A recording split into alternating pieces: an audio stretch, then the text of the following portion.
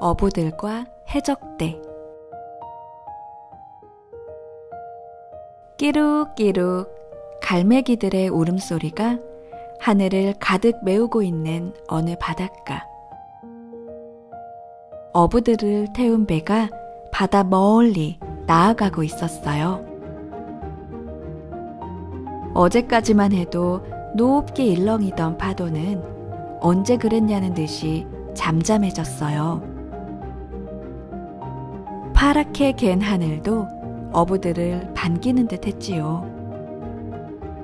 어부들이 던져놓은 그물에는 벌써부터 물고기들이 모여들었어요.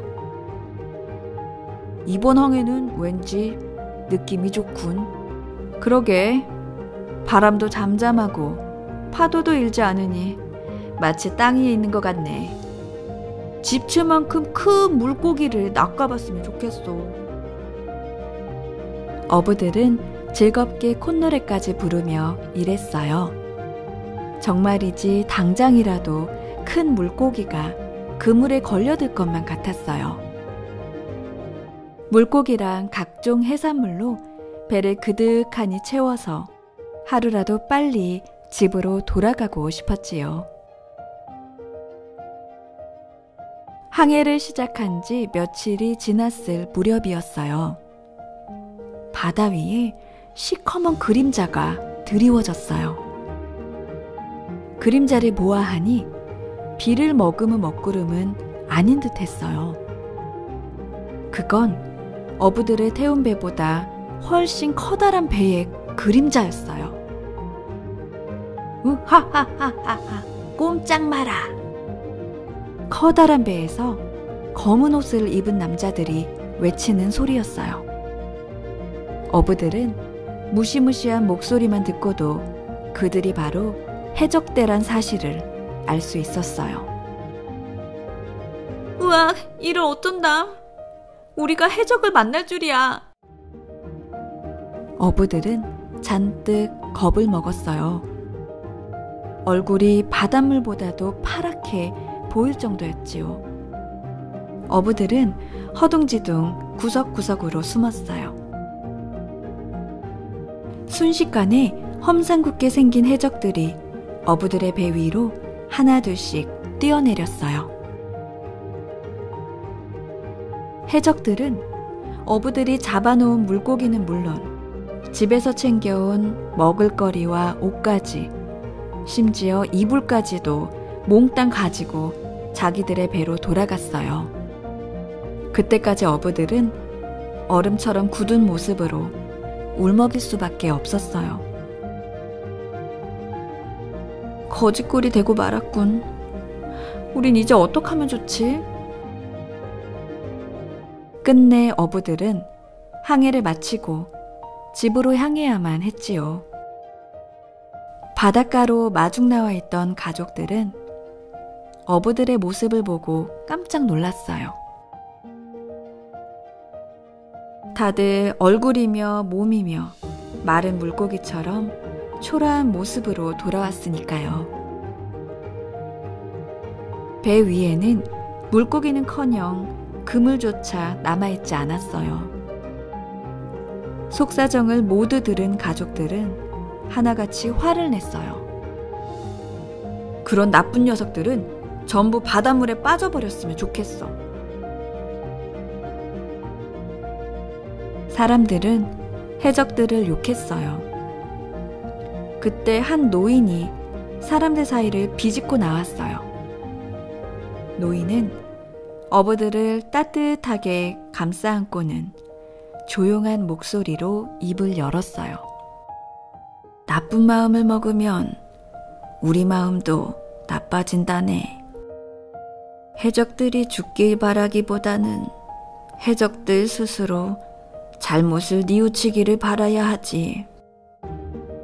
그들의 마음도 당신들처럼 착해질 수 있도록 말일세.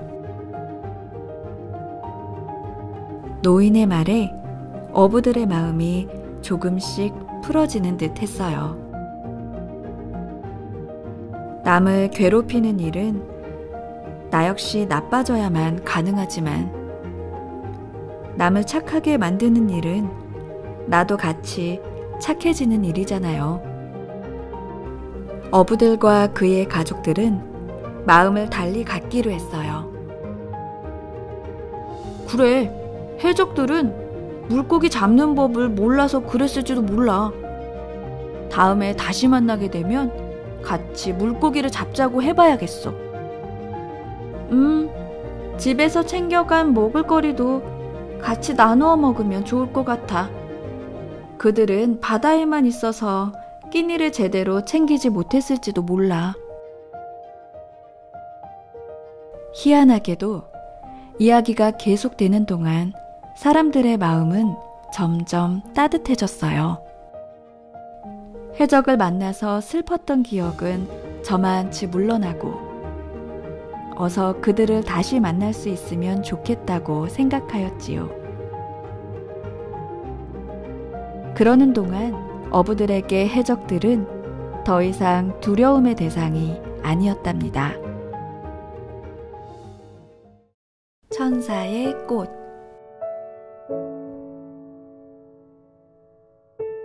옛날부터 사람들 사이에서는 한 가지 전해오는 이야기가 있었어요.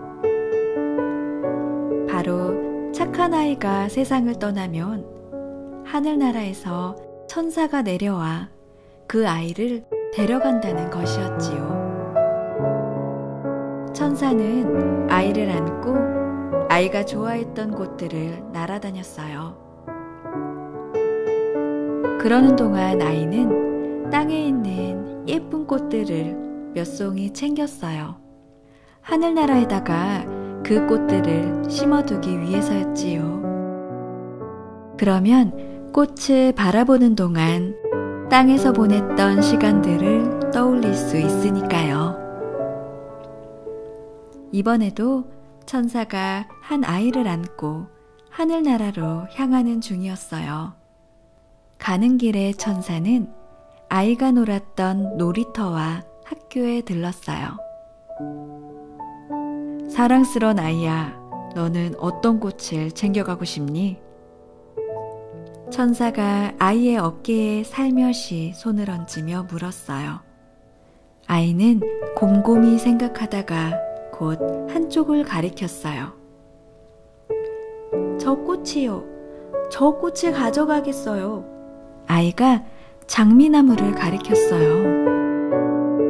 가지가 꺾인 채 시들어가고 있는 꽃이 보였어요. 하늘나라에 가져가면 저 꽃도 다시 예쁘게 피어날 거예요. 천사는 아이의 마음씨가 정말 예뻐서 아이의 이마에 입을 맞춰주었어요. 곧바로 아이와 함께 곳곳을 날아다니며 꺾이고 시든 꽃들을 챙기기 시작했어요. 모두 하늘나라에 가져가서 예쁘게 피워줄 생각으로요. 아이는 곧 기운을 되찾을 꽃들을 생각하며 얼마나 행복했는지 몰라요. 어느새 아이와 천사의 가슴에는 꽃들이 수북하게 찼어요. 이제 하늘나라로 떠나기만 하면 되는 순간이었어요. 천사는 아이를 데리고 어딘가로 향했어요. 마지막으로 꼭 들르고 싶은 곳이 있었지요. 어느 도시의 좁은 골목에 천사와 아이가 도착했어요. 골목 모퉁이에 작은 꽃 화분이 하나 버려져 있었어요. 예쁘고 화려한 꽃은 아니었지만 작고 아기자기한 모양새가 풋풋하고 아름다워 보이는 들꽃이었어요. 아이야, 우리 저 꽃도 챙겨가도록 하자. 천사의 말에 아이는 그 꽃을 가슴에 안았어요. 비로소 모든 일을 마친 듯 둘은 가벼운 마음이 되어 하늘로 향했어요.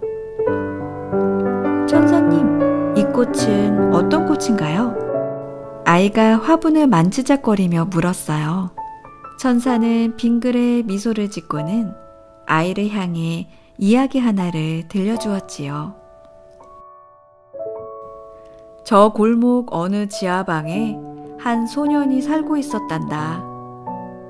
가난한 생활도 견디기 힘들 텐데 몸까지 아픈 소년이었지.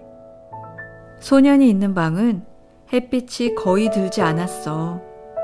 방은 컴컴하기만 하고 몸이 아파서 밖으로 나갈 수도 없고 소년은 세상의 아름다운 것들을 전혀 볼 수가 없었어.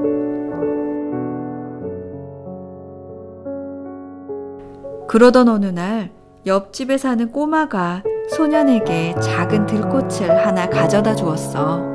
소년은 그 들꽃을 화분에 심어서 창가에 놓아두었지.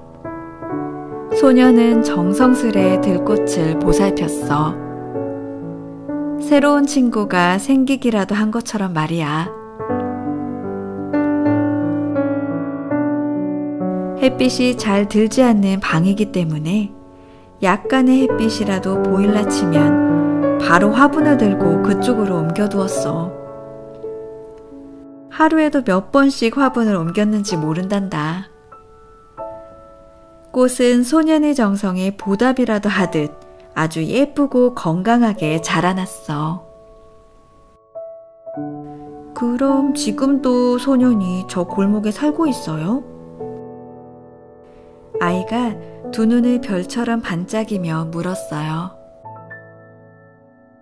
아니, 소년은 오래전에 하늘나라로 왔어. 그 후 소년의 식구들은 이사를 했고 그러면서 소년이 키우던 들꽃 화분을 골목 밖에다 내놓고 떠났지. 아, 그럼 우리가 가져온 이 화분이 바로 소년의 화분이군요? 아이는 신기하다는 듯이 다시 가슴에 안고 있던 화분을 바라봤어요. 그리고 뭐가 궁금해지기라도 했는지 다시 물었어요. 그런데 천사님은 소년에 대해 어쩜 그렇게 잘 아세요? 아이의 물음에 천사는 잠시 이야기를 멈추었어요. 따뜻한 품으로 아이를 꼭 안아주었지요. 내가 바로 그 소년이기 때문이란다. 이 들꽃이 아니었다면 나는 세상이 이렇게 아름다운 줄도 몰랐을 거야. 아이는 놀라서 한참 동안 아무 말도 할 수 없었어요. 그러는 동안 둘은 어느덧 하늘나라에 도착할 수 있었어요. 하느님은 천사가 안았던 것보다도 더 꼭 아이를 안아주었지요. 그 이후로도 하늘나라로 가는 아이들은 꼭 꽃을 챙겼어요. 세상이 얼마나 아름다운 곳이었는지 오래오래 기억하기 위해서요.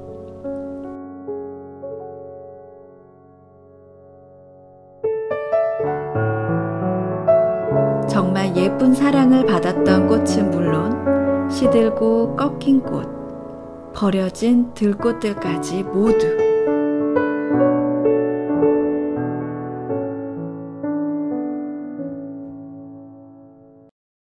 부부의 의미. 옛날 어느 마을에 사이가 아주 나쁜 부부가 살고 있었어요.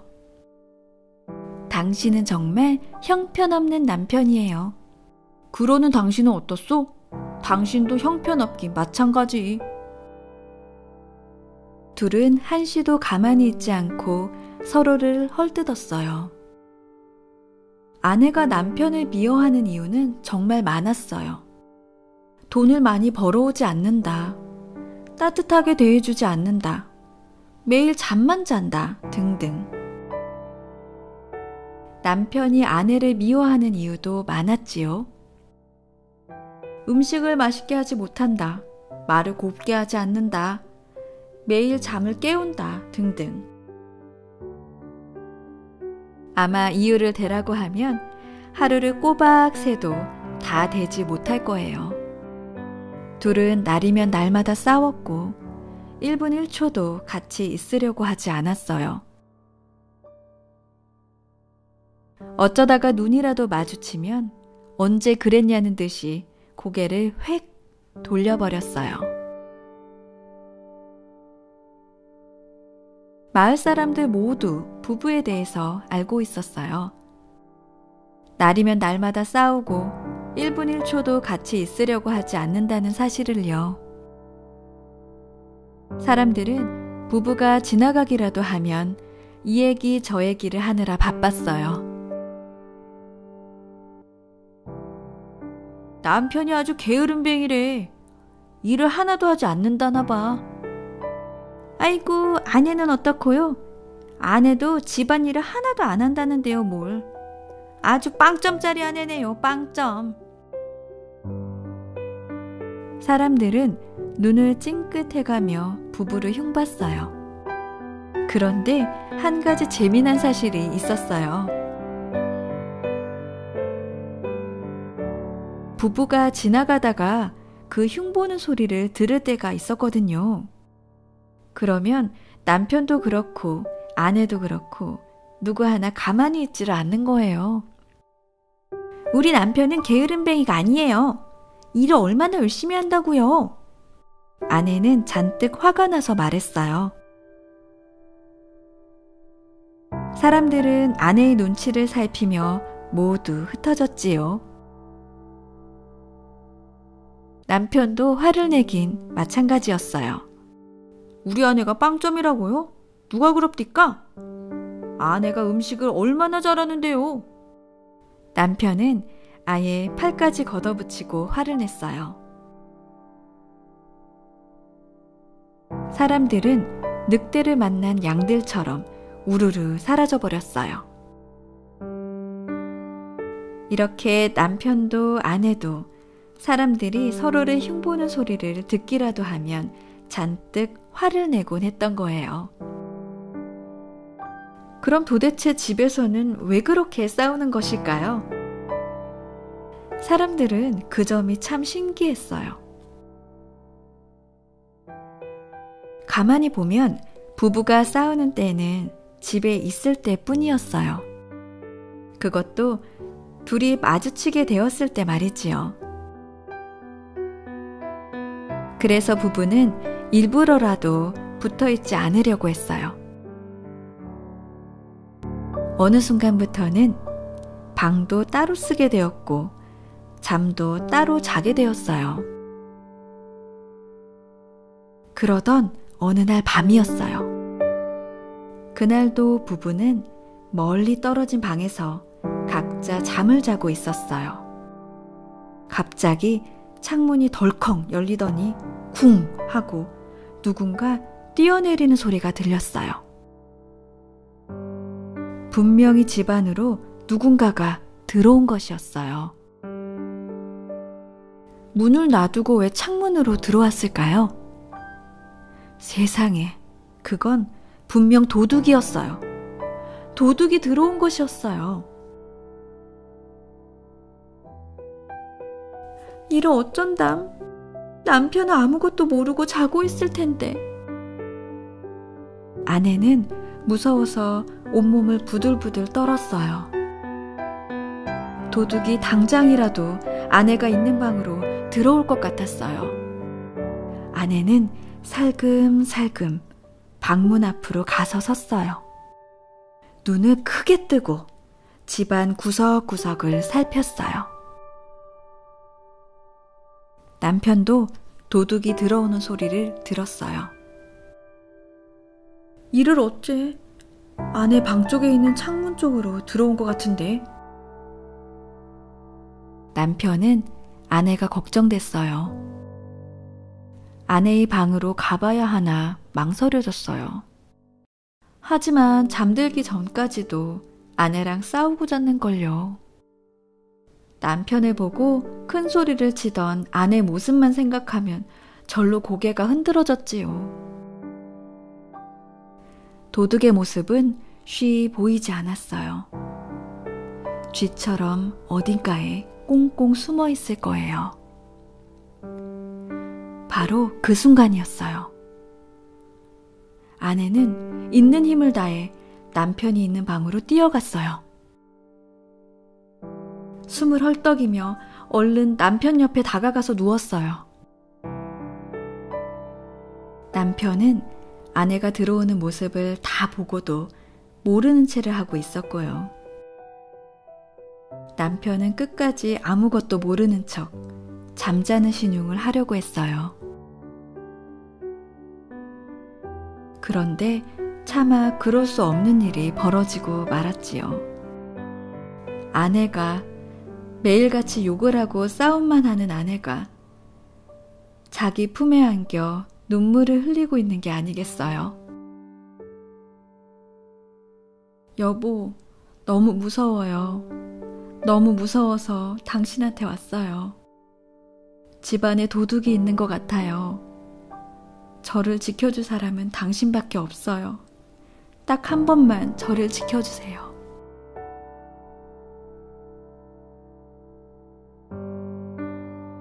아내는 눈물을 뚝뚝 흘리며 말했어요. 남편은 아내를 꼭 끌어안았어요. 그때 아내도 깜짝 놀라고 말았어요. 남편이 매일같이 매서운 눈으로 쳐다보기만 하던 남편이 자기를 품에 안고 눈물을 흘리고 있었으니까요. 여보, 미안해요. 이렇게 당신을 지켜주기만 하면 되는 것인데 나는 당신이 내게 너무 많은 것을 바란다고 생각했어요.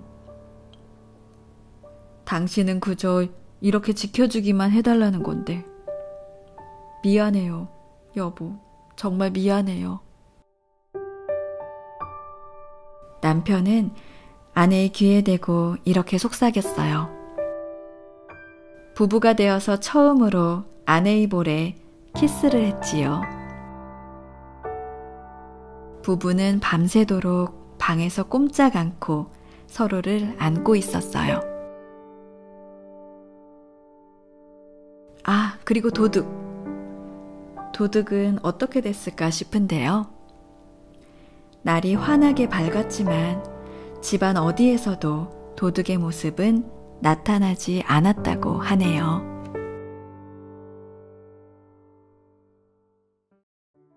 누가 가장 행복할까? 어느 시골집 마당에 개와 닭과 매가 살고 있었어요. 하루는 세 동물이 행복에 대해 이야기를 나누게 되었어요. 우리 중에서 누가 가장 행복할까? 세 동물은 서로를 쳐다보며 물었어요. 먼저 개가 입을 열었어요. 난 내가 제일 행복하다고 생각해. 나는 이 집에 처음 왔을 때부터 주인과 가깝게 지냈어. 봐봐. 지금도 내 집이 주인의 집과 제일 가깝게 놓여 있잖아. 난 항상 마당에 누가 들어오는지 지켜보고 있어. 우리 마을에 살지 않는 것 같은 무섭게 생긴 아저씨가 마당에 들어오면 내가 캉캉 하고 짖지. 그럼 주인은 빗자루를 들고 나와 아저씨를 쫓아내. 그런 다음에는 어김없이 내 머리를 쓰다듬어 준다고. 먹이도 보렴 자기네들이 먹는 것과 똑같은 음식을 가져다 주잖아. 나는 주인한테 사랑을 참 많이 받고 있어. 그러니까 내가 가장 행복한 것 같아.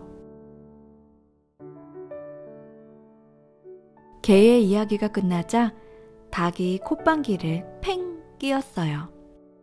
그건 주인한테 사랑받는 게 아니야. 주인은 널 이용하고 있는 거라고. 그저 집이나 지키고 있으라고 말이야. 생각해봐. 내가 집 지키는 일 말고 또 하는 일이 뭐가 있는지. 없잖아. 그렇지? 게다가 내가 밤에 잘못 짓기라도 하면 시끄럽다고 마구 구박하잖아. 그러니까 넌 주인한테 사랑받는 게 아니야. 행복한 것도 물론 아니고. 그러는 너는 하는 일이 뭔데? 너가 하는 일을 주인이 좋아하기라도 한다는 말이야? 닭의 이야기를 들은 개가 토라진 듯이 물었어요. 그럼 나는 매일같이 알을 낳잖아.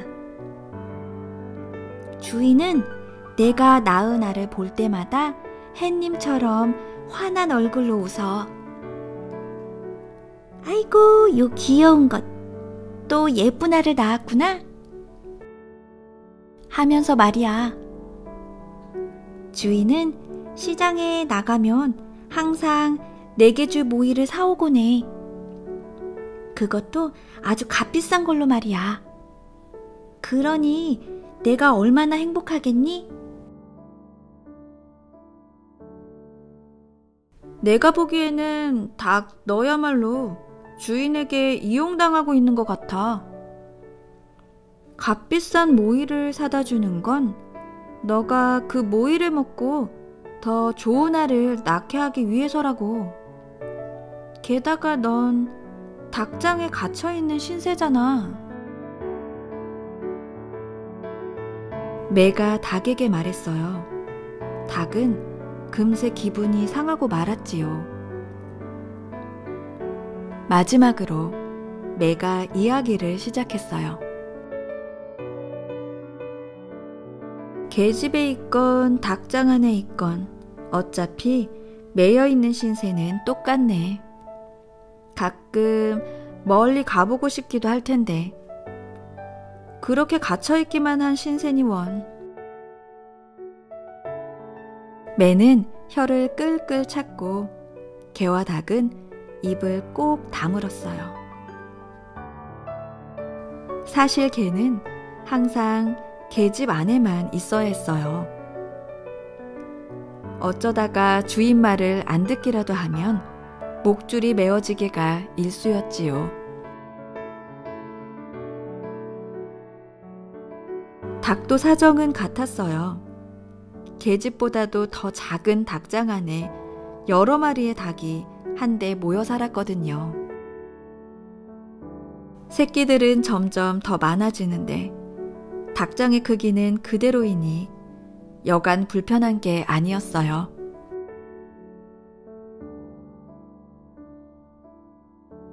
너희 이 마당을 나가면 무엇이 있는지 아니? 밖에 나가면 높은 산도 있고 깊은 강도 있어. 나는 훨훨 날아다닐 수 있어서 정말 행복해.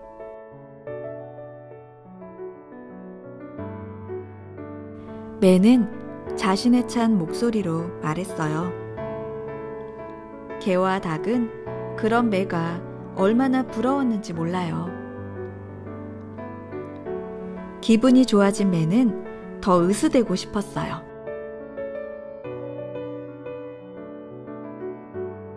두 날개를 쭉 뻗어 보란듯이 하늘로 날아오르는 신용을 했어요. 그때 개와 닭이 궁금하다는 듯이 고개를 갸우뚱했어요.